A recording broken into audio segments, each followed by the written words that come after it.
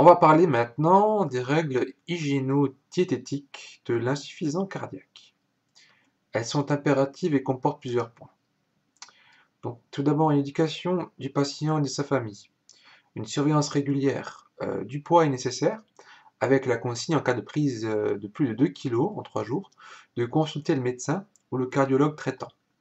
Certains patients peuvent en outre être éduqués à modifier eux-mêmes leur dose de diurétique en fonction des symptômes. Prise de poids rapide par exemple. Donc ces règles comportent aussi des mesures diététiques. Donc le contrôle de l'apport sodé est impératif, dont la sévérité dépend de la gravité de l'insuffisance cardiaque. Il peut être associé à une restriction hydrique aux alentours plus ou moins importante, afin de lutter contre la baisse du taux de sodium secondaire à la prise de diurétique. L'alcool est toléré en l'absence de cardiomyopathie alcoolique, dans la mesure d'1 à 2 verres de vin par jour. Certains médicaments sont à éviter. Ce sont ceux qui majeurent une rétention d'eau ou de sel. Donc ce sont les anti-inflammatoires non stéroïdiens, les corticoïdes et aussi donc les autres médicaments, ceux qui peuvent interférer avec les médicaments de l'insuffisance cardiaque, comme le lithium. Ceux qui peuvent diminuer la contraction du muscle cardiaque, donc certains inhibiteurs calciques, des antidépresseurs tricycliques, et ceux qui peuvent aggraver des troubles du rythme, donc les antiarythmiques de classe 1.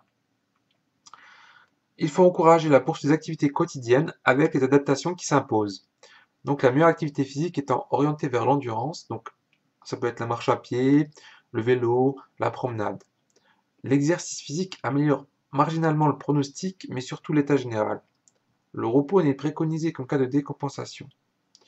Une réadaptation cardiaque dans un centre spécialisé peut être intéressante dans ce but.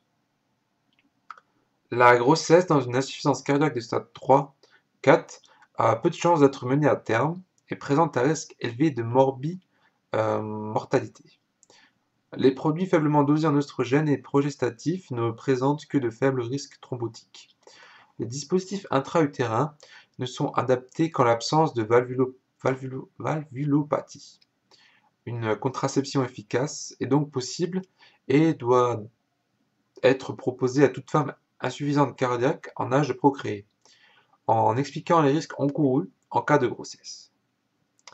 L'arrêt du tabac doit être activement encouragé et peut comprendre une aide médicalisée, par exemple l'utilisation de substituts nicotiniques. Voilà pour les règles hygiéno-diététiques.